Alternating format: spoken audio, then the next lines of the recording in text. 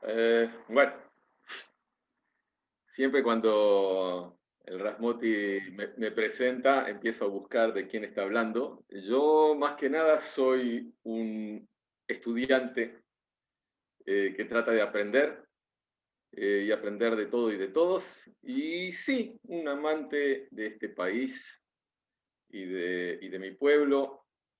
Eh, Primero, un agradecimiento. El agradecimiento al Rav Moti Maravi y al Moré Salama, que están siempre dando ayuda, soporte a todas las ideas que se me ocurren. Y vamos a hablar un poco, además, por supuesto, a toda esta gente, porque estoy maravillado. Pensé que íbamos a ser 4 o 5 personas a esta hora. Con la cabot. Permítame empezar con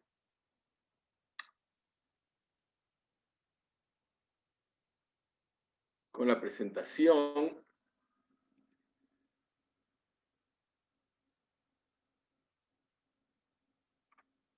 Y de lo que vamos a hablar. Lo llamé Aliyah la Regel y el segundo templo podría haberlo llamado la peregrinación o el peregrinaje y el segundo templo, pero la palabra Aliyah la Regel tiene mucho más contenido. No es solamente ir hacia, se sube. La Regel sí puede ser, es también a pie, pero se sube al templo y la idea es que a Israel se sube y quien está en Israel sube a Jerusalén y quien está en Jerusalén sube al templo, sube al monte y del monte al templo. Siempre hay que subir desde el punto de vista, por supuesto, físico, pero en más que nada espiritual. ¿De qué vamos a hablar?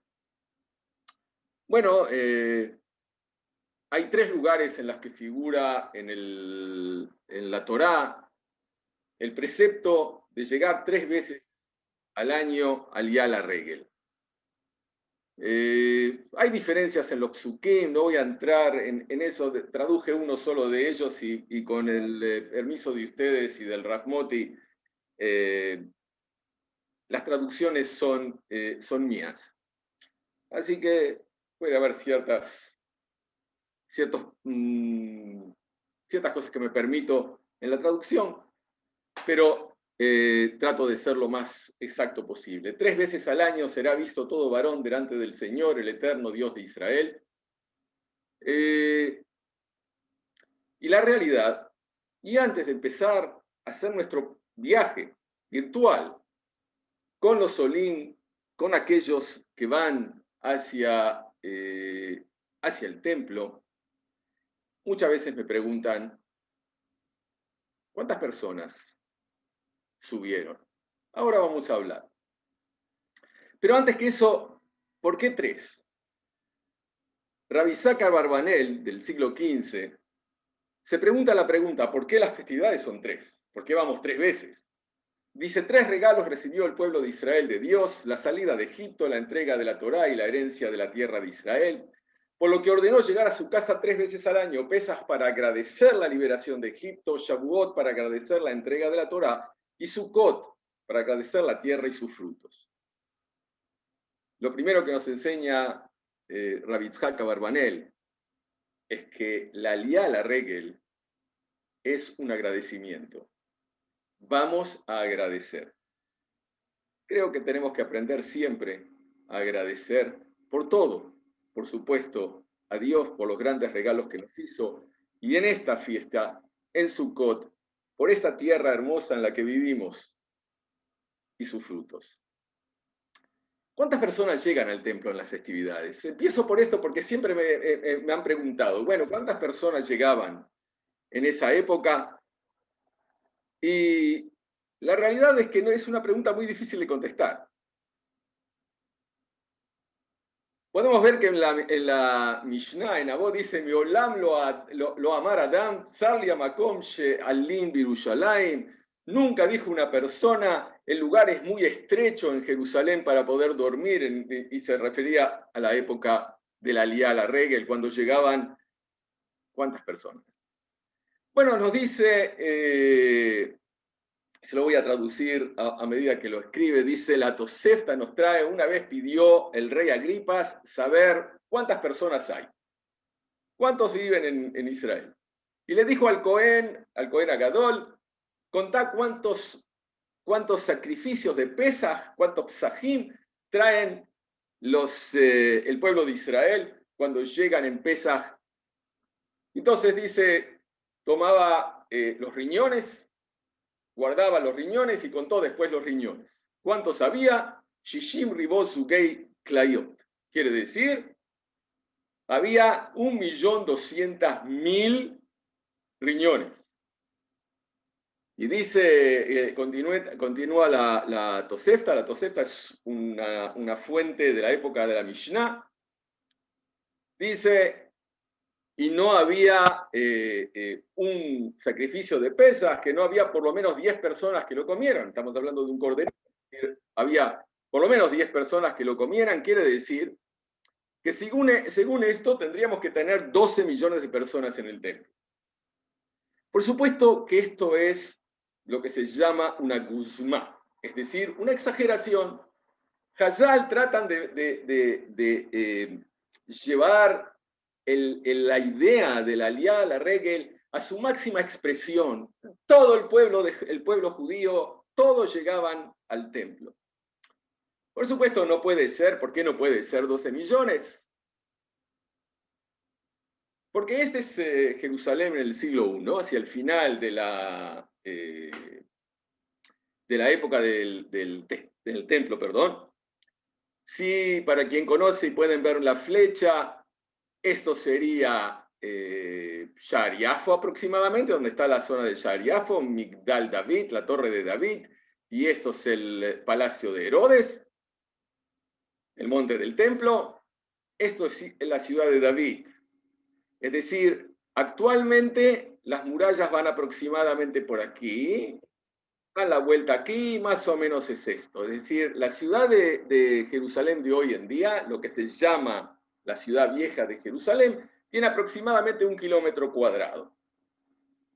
La ciudad en esa época, 2 kilómetros cuadrados, incluía también el monte de Sión, que no está hoy en día en murallas, y toda la ciudad de David, y una parte más hacia el norte. Es decir, aproximadamente 2 kilómetros cuadrados, es decir, 2 millones de metros cuadrados. 12 millones de personas serían 6 personas por metro cuadrado. Evidentemente es una exageración. Y entonces, ¿cuántos sí? ¿Cuántos sí? Bueno, dice Ben Matitiau. Ben Matitiau es Josefo Flavio. Y de hecho no había impedimento para contener una masa tan enorme de Jerusalén. Y esto fue revelado cuando Casio, y él trae el ejemplo similar, pero del gobernador romano, quiso contar a los judíos. Y acá vino la fiesta llamada Pascua, en la cual los judíos ofrecían sacrificios. El grupo de un solo sacrificio contaba con no menos de 10 hombres, trae exactamente los mismos parámetros que la Tosefta, porque ninguno podía comer solo la carne del sacrificio y muchos se unían a grupos de 20 hombres. Los sacrificios y su número fueron 25 y 5.600. Es decir, había 255.600 sacrificios. Quiere decir, más o menos 2,5 millones de judíos. Aún así, el número pareciera un poco exagerado. Quizás el número más exacto podemos ver de la época del primer templo. En la época del primer templo dice en Crónicas, en Divrei Yamim, y dio Josías, Yoshiau, a los hijos del pueblo de corderos y cabras todo para el sacrificio de Pesaj, a todos los que se hallaban presentes, hasta 30.000. Es decir, regaló el rey Josías a todos los que vinieron el sacrificio de Pesaj a cuenta del Estado, no porque había una epidemia o algo, sino porque Yoshiau decidió darles a todos. Había 30.000, había algunos miles más que fueron dados por los los ministros del rey, a los Kohanim. Si había 10, quizás 15 personas por cada uno, estamos hablando de un máximo de 500.000 de personas. Eso podría ser, es el máximo que podría llegar. Llegaban cientos de miles de personas al templo. Cientos de miles de personas en Jerusalén, en una ciudad que era muy pequeña a lo que es hoy en día. Cuenten esto, en Jerusalén hoy en día hay casi 1 millón de personas. Nos cuenta Filón de Alejandría por qué vienen a Jerusalén. Y dice así: miles de personas de miles de ciudades, por tierra o por mar, del oriente o del occidente, del norte y del sur, llegan en cada festividad al templo hacia un refugio conjunto, a un puerto protegido de las tormentas de la vida. Filón de Alejandría vive en la época del templo, hacia el final del segundo templo, en Alejandría, en Egipto. Y cuenta, y ellos piden encontrar ahí la tranquilidad, desligarse de las preocupaciones que los acosan desde su infancia, descansar un poco y ocupar su tiempo con alegría y regocijo. Ellos también hacen amistades con personas que no conocían.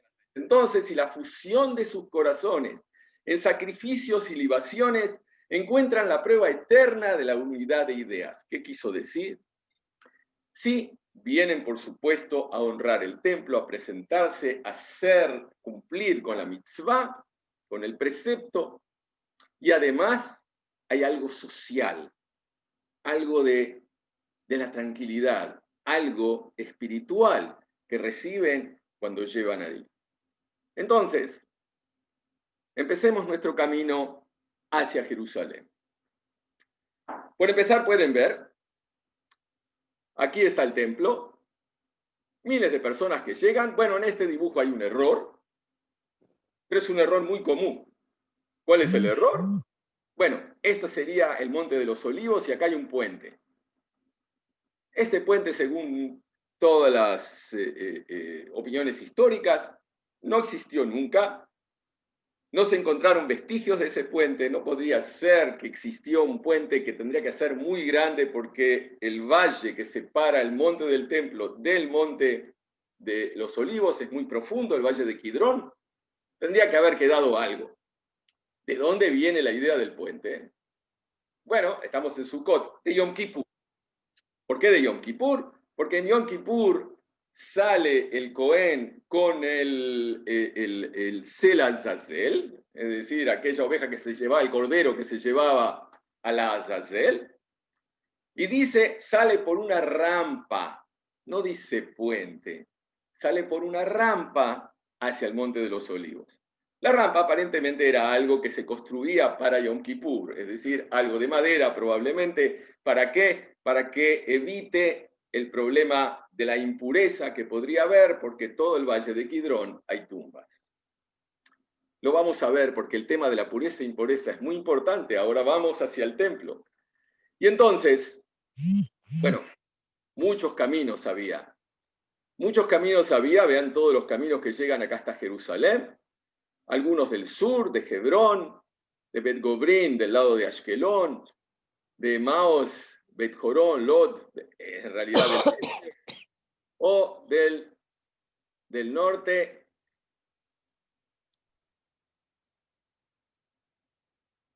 llegan de Shiloh, de Shem.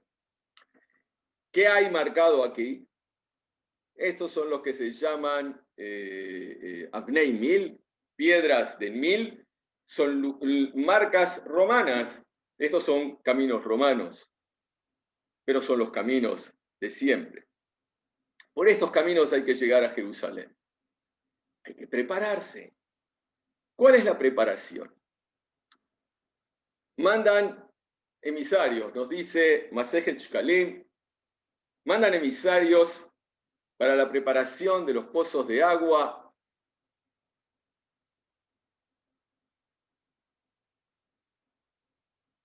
arreglar los caminos, tenemos que llegar, marcar las tumbas. Estamos otra vez en el tema de la impureza y de la pureza. Vamos a hablar un poco de eso después. marcan las tumbas, limpiar y preparar las mikvaot, los baños rituales. Todos se reúnen en la ciudad principal. Duermen en las calles, no en las casas. ¿Por qué? Por miedo a la impureza. Toque de trompetas, duermen a la noche, a la mañana, trompetas, y entonces el jefe dice: levántense y subamos a Sion, a la casa de Dios nuestro Señor. Kumu benale Sion. Vamos a la casa de Sion, nos dicen así el Masejet Bikurim, y contestaban todos: Samachti, me alegré cuando me dijeron, a la casa de Dios vamos. Y empiezan el camino. Aquí los pueden ver. Las trompetas se tocan, la gente duerme en las calles y comienza el movimiento. Y con ellos nosotros vamos a Jerusalén. Observen esto. Hay varias cosas, pero miren la cantidad de tumbas que hay alrededor de la ciudad de Jerusalén. Algunas muy conocidas, como esta, la tumba de los reyes, o la tumba de Jasón, que está en Rehavia hoy en día, o más conocidas aún como la tumba de Absalom, o la tumba de Bnei Gezir, una tumba de Kohanim. Todos ellos están alrededor de la ciudad de Jerusalén. Para llegar a Jerusalén, bueno, hay que tener pozos de agua, es decir, hay que tener posibilidad de agua, y como dijimos, la preparan de antemano. Y hay mikvaot alrededor. Observen que para llegar solamente desde la zona del Gush Etzion o Betel, son de entre 15 y 20 kilómetros, es un día de viaje. Para llegar desde Hebrón o Shiloh, hay que caminar 2 días. Por supuesto, más lejos aún más, hay que descansar en el camino, hay que dormir en algún lado. ¿Y por qué tantas mikvaot? ¿Por qué tanta preocupación por la pureza y la impureza? Bueno, antes de empezar esto, 2 palabras sobre el tema de la impureza y la pureza. No voy a entrar en todos los detalles, las halajot son muy complicadas, pero hay 2 tipos grandes de pureza e impureza, que primero me permito utilizar la palabra pureza o puro o impuro, a pesar de que es un término mal traducido al español, porque en español la palabra puro e impuro tiene connotaciones de algo negativo. La impureza tiene connotaciones negativas. En la halajá, el que está impuro no tiene nada negativo. Es una situación en la que está, y por la cual hay cosas que no puede hacer. Una de ellas, no puede llegar al templo. No puede dar matanot kohanim, es decir, no puede dar ciertas cosas a los kohanim porque tiene que ser en pureza. Hay determinadas cosas que se pueden hacer solo cuando uno está puro. Pero sigamos utilizando esa palabra. Dentro de la pureza hay 2 grandes grupos. Los define la forma de pasar de la situación de impuro a puro. Los más complejos necesitan por lo menos 7 días. 7 días y todo un proceso complicado para poder pasar de la situación de impuro a puro. Las más simples requieren exclusivamente la mikve, es decir, ir al baño ritual y esperar la noche. Es decir, llegar al día, terminar ese día, y entonces uno está puro. Por lo cual, las mikvaot en el camino están para ir preparándose. No solamente están en el camino, después vamos a ver, hay muchas alrededor. En el camino, esta es una mikve en el Gush Etzion. Esta es una mikve que está muy cerca del templo. Observen que estas mikvaot, que las encontramos en excavaciones arqueológicas, tienen una separación. En esta separación está hecha para que los puros suban por un lado y los impuros que van a la mikve bajen por el otro, para que no se toquen, porque el tocar pasa la impureza. Es más, hay una mikve que está aquí, que hoy en día no se puede llegar, pero lo bueno de los viajes, de los paseos virtuales es que se puede llegar a cualquier lado. Hoy en día no se puede ver, pero es algo muy especial porque tiene escalones que bajan de 4 lados. Hay 4 de estas mikvaot en todo Jerusalén. No hay más, son 4 que encontramos hasta el día de hoy, por supuesto. Muy grande y está al lado del templo. Nos dicen nuestros sabios que incluso aquellos que estaban puros entraban en la mikve antes de subir otra vez al monte. Es decir, el cuidado de la pureza para subir al monte era muy grande y por eso hay mikvaot a todo lo largo del camino. Y cuidan, marcan las tumbas para que no vayan a tocar, porque si la impureza de muerto requiere un proceso mucho más largo y entonces no van a poder subir. Estamos acercándonos a Jerusalén. Era una gran costumbre en Jerusalén extender un pañuelo sobre la puerta siempre y cuando el pañuelo estuviera, los invitados entran. Y si el pañuelo ya no está, no se permite la entrada a los invitados, dice la Tosefta. Nos cuenta también que los purificados caminan por el medio de la calle y los que todavía no lo están van por los costados para que no se toquen. Bueno, con máscaras no iban, pero no se tocaban. Ya desde entonces. Nosotros nos vamos a acercar hacia el monte por el sur, que es el camino, probablemente el camino principal, por el cual llegaban la mayor parte de los judíos que hacían aliyá, la regel. A la piscina de Siloé, el Shiloah, una muy grande que hoy en día se ve así, porque no está totalmente todavía, vean esta parte aquí, todavía no está descubierta, no está excavada, pero es una pileta muy grande que incluso se usaba como mikve, porque el agua es agua de manantial. Entonces, ¿dónde estamos? Estamos aquí abajo. El templo está acá arriba. Y prepárense, hay que subir.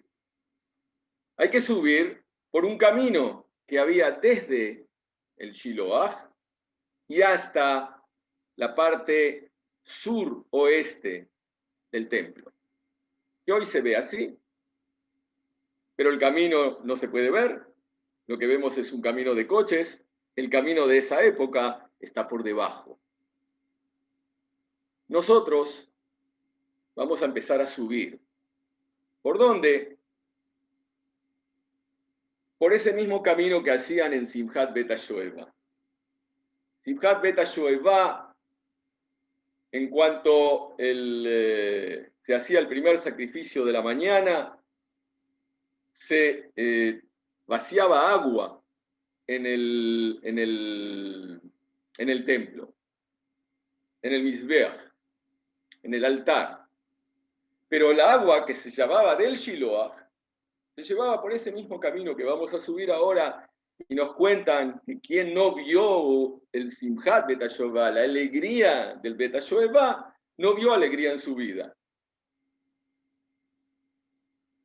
Bueno, hoy en día es así más o menos. No, tampoco hoy en día.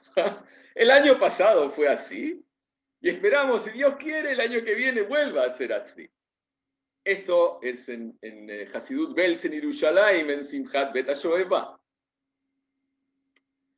Y este es el camino. El camino hoy en día está siendo excavado, no se puede caminar todavía por él, no hay entrada todavía para visitas.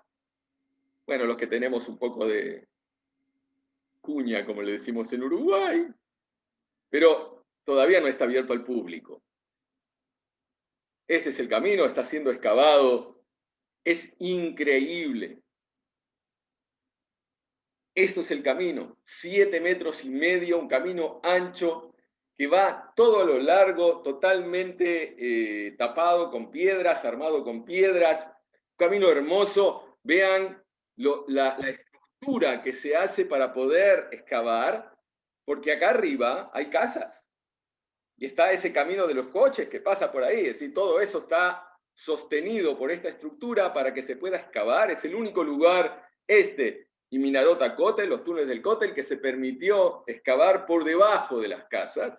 Normalmente eso no se permite. Un trabajo y una inversión enorme que va a llevar todavía un tiempito hasta que se pueda utilizar. Una de las cosas que podemos ver en ese camino es esto: amá al amá, es decir, codo a codo. Ese es el tamaño que tiene. Tiene un lugar en donde se puede poner un anillo, evidentemente lo tenía, para levantar, es una tapa. ¿Por qué? Porque aquí abajo hay un desagüe. Es interesante porque en el templo nos dicen que había una así también, por el cual sacaban la llave para abrirlo a la mañana. Pero sí la encontramos una para el desagüe. ¿Qué desagüe? Esto es lo que hay ahí abajo. Es decir, bueno, en parte es así, se puede caminar y hoy en día ese camino se puede hacer por el desagüe. La calle todavía no. Nosotros virtualmente caminamos por la calle. ¿Qué encontramos en esa calle? ¡Wow! Dice la Torá que la ropa del sumo sacerdote, del Cohen Agadol, tenía Paamón Berrimón, Paamón Berrimón. Esto es Paamón Berrimón. Adentro hay una campanilla y es pequeño, 1 centímetro. Esto está sumamente agrandado, pero el tamaño real es de 1 centímetro aproximadamente, y está hecho, como ven, con una argolla arriba para que se pueda atar. Esto venía cosido a alguna ropa de esa época. Quizás el Cohen que se le cayó alguno de ellos. Otra de las cosas que encontramos y que tiene que ver mucho con lo que estamos haciendo ahora, la Aliyah Regel, es esto. Eso es un pequeño sello que dice Daká la Hashem. Es Daká la Hashem, Taor la Hashem. Puro para Dios. Aparentemente, con esto marcaban a los sacrificios que llevaban al templo. Había un Cohen que revisaba antes de subir qué es lo que se podía subir y qué es lo que se podía sacrificar. Si no tenía lastimaduras, algo que podía convertirlo en impuro para llevarlo al templo, y entonces le ponían una marca con algo colgado que decía: con esto se puede subir. De acá, la Hashem, lo encontramos también en este túnel. Y aquí empezamos a subir, por este camino subimos y llegamos aquí, a esta esquina. La esquina que se ve así. Bueno, no se ve así ahora, se veía así.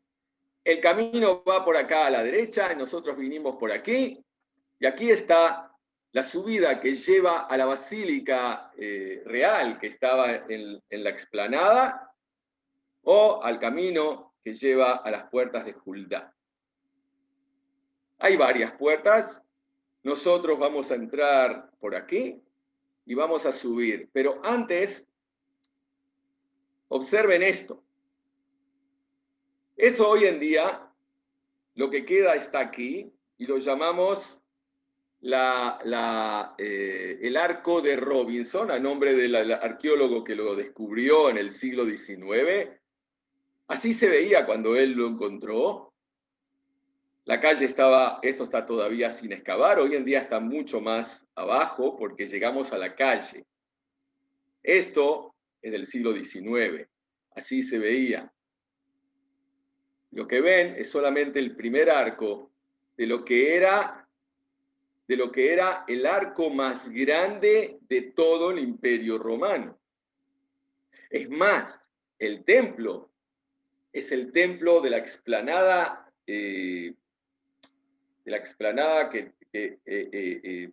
más grande que había, no es el templo más grande, pero la explanada de Santa más grande que hay en el templo romano. Cuando nosotros vamos a ir hacia las puertas de Juldá, que hay una discusión si eran 2 y 2 o 2 y 3, como hoy en día se ven, hoy en día se ve la marca de 3 y de 2. Hay una discusión entre los historiadores si había 2 y 3 o 2 y 2, no tiene importancia. Esto es lo que se ve hoy en día, de las dos. Esto que ven aquí es muy posterior. ¿Dónde está la puerta que les estoy hablando? Aquí. Aquí ven la parte alta de la puerta. Y si ven así, van a ver que acá hay un arco. Lo que están viendo es esta puerta, esto. Esto es lo que se ve. Todo el resto está tapado, pero esto es de la época herodiana. Esto es posterior. Por estas puertas, las de Herodes, las puertas herodianas, llamémoslo así, las puertas de Juldá, por esas vamos a entrar. Incluso se encontró esto, esta piedra que es exactamente la forma que tenía aquí. Estas son las de 3, pues les digo, estas son posteriores, no sabemos si había 2 o 3, lo que sí sabemos es que había puertas a la derecha y puertas a la izquierda, porque nos dice el Talmud que se entraba por la derecha y se salía por la izquierda, y solamente aquellos que estaban en duelo entraban por la izquierda y salían por la derecha, para que todos les pregunten por qué entras al revés, y él les diga, estoy de duelo, y todos lo puedan consolar. Vean esto, porque esto es muy importante de entender. Acá están las puertas de 2, aquí las de 3, y por debajo de la explanada hay 2 pasillos que llegan directamente a la explanada. Había y los hay. Los pasillos se veían así. Van a decir, Jaime, qué imaginación. No, no es imaginación, porque esto es lo real, lo que está a la derecha. Así se ve hoy en día. Bueno, no exactamente hoy en día, ahora les voy a mostrar cómo se ve hoy en día, pero hasta hace unos años atrás. Y por lo tanto podemos ver exactamente cómo se veía el pasillo. El pasillo existe. Hoy en día se ve así. Aquí ven las columnas originales tapadas por otras, pero están acá atrás. Así se ve, acá están las columnas, las pueden ver a la derecha, tapadas por 2 columnas más que se hicieron hoy en día, cuando los árabes construyeron aquí una mezquita ilegal, sin autorización, pero eso es lo que hay. Y pueden ver en el techo lo que quedó de los dibujos originales de la época. Aquí está escondida la columna, aquí está la columna antes de que la taparan. Esta es una foto del techo hoy en día, así se veía en esa época. Es decir, cuando yo les digo, así se ve, y acá estamos paseando, acá vamos a entrar, no es mi imaginación, esto es lo que realmente se ve hoy en día, solo que es para poder entrar, se puede entrar solamente de acá, y hay un guardia del Waqf que no permite. Esta es la entrada a la mezquita ahí abajo. Pero cuando nosotros subimos al templo, esto es lo que vemos. ¿Dónde está el templo? Hoy en día no vemos el templo, lo que vemos es esto, y la pregunta es, ¿y el templo? Bueno, el templo estaba en el mismo lugar, o por lo menos por la mayor parte de las ideas rabínicas y de historiadores, el templo estaba exactamente en el lugar en donde está lo que se llama la cúpula de la roca. Ese es su verdadero nombre, el nombre correcto. Lo llaman a veces la cúpula dorada, la cúpula de Omar. El nombre es la cúpula de la roca, así es también su nombre en árabe. ¿Por qué? Ahora lo vamos a ver. Acá estaba el Bet Hamikdash, exactamente aquí el Kodesh HaKodashim, el Santo Sanctorum. Bueno, para la mayor parte de las ideas dije, hay otras ideas, no tenemos tiempo ahora para hablar de las otras ideas, hay otras, hay por lo menos 12 ideas distintas de dónde podría estar el templo por distintas razones. Eso es para una charla de 1 hora solamente por ese tema, no vamos a entrar en eso. La mayor parte de las opiniones es que ahí estaba el templo y lo que hay ahí abajo es esto. La roca esta es considerada Eben Ashtia. Para los que saben hebreo, pero Olim Hadashim, Eben Ashtia no quiere decir la roca de tomar, no tiene nada que tomar. Shtia es del Liot Mushtat. Es decir, ahí comienza el mundo, ahí es el comienzo del mundo. Eso es lo que está debajo de la cúpula. Y si van a ver, hay una marca acá en la roca. Esta es una roca, es la roca de la montaña, pero hay una marca en esta roca. Hay quien dice que esta es la separación entre el Kodesh HaKodashim y el Eijal, el Kodesh. Las dos partes a las que estaban divididas el edificio mismo del templo. Puede ser, aquí, según la mayor parte de las opiniones, en el primer templo estaba el arca de la alianza, el Arón Abrit, con las tablas de la ley. En el segundo templo no hay nada, vacío. Bueno, esta es la calle como se ve hoy en día, excavada ya debajo de lo que es el arco de Robinson.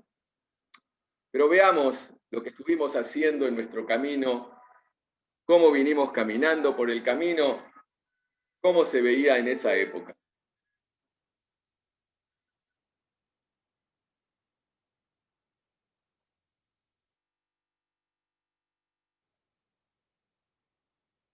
No hay explicaciones, yo voy a ir explicando, pero vean el camino.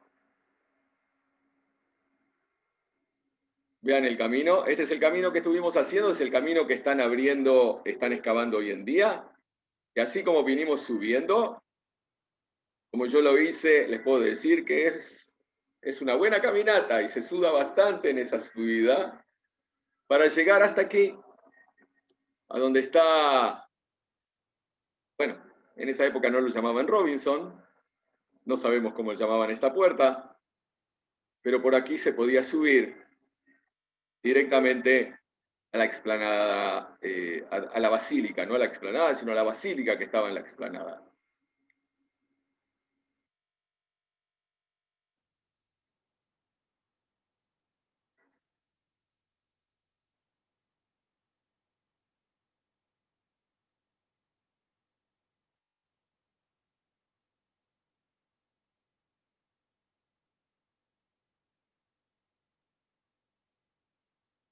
Ahora van a ver las puertas por las que subimos. Este es el camino que nos lleva a las puertas de Hulda. Había, aparte de la Robinson, otras 3 puertas más del lado oeste. Es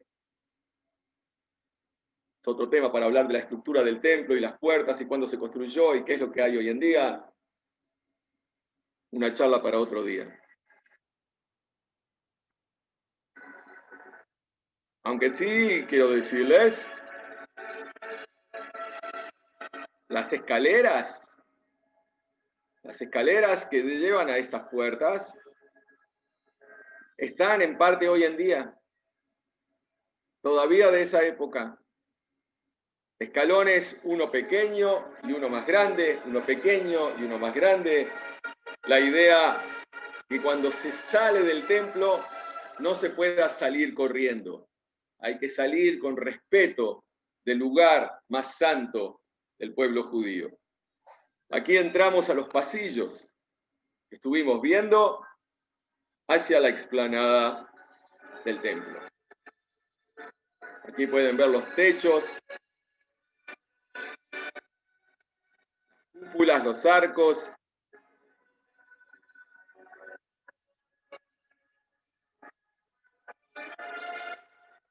Esto existe hoy en día. No lo podemos visitar porque no somos musulmanes. Y el Waqf hoy no permite entrar aquí.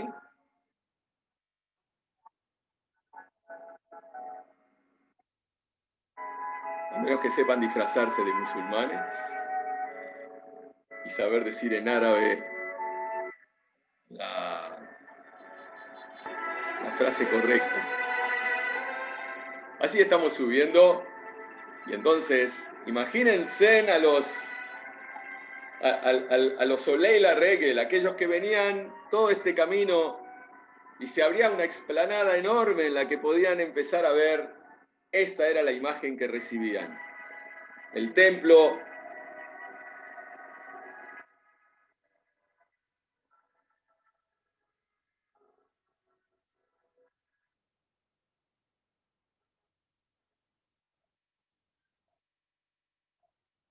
aquí, esta pequeña muralla era el lugar hasta el cual podían llegar no judíos.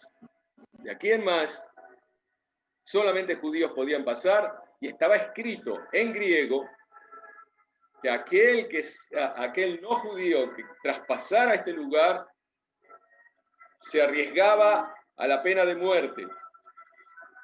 Esas piedras las encontramos, hay dos de ellas, con una inscripción en griego, que es exactamente lo que dice. Imagínense nosotros bajo la protección del imperio, estamos bajo la gobernación del imperio y sin embargo podemos decir aquí y hasta acá ustedes llegan, los romanos pueden pasar ese lugar.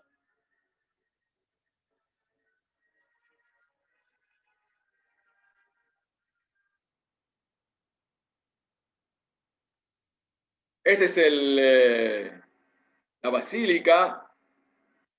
Cada una de estas columnas, nos dice Flavio Josefo, hacían falta 3 hombres para poder circunvarla, es decir, para poder tomarse alrededor de todas las columnas. Tan grandes son las columnas. Algunas de ellas también encontramos en otros lugares. Vamos a pasar directamente hacia el final porque quiero mostrarles esto. Desde aquí, desde la punta, esta es la punta, el extremo sur occidental del monte. ¿Qué es lo que está haciendo el Cohen? Tocando la trompeta. ¿Por qué? Ahora lo vamos a ver.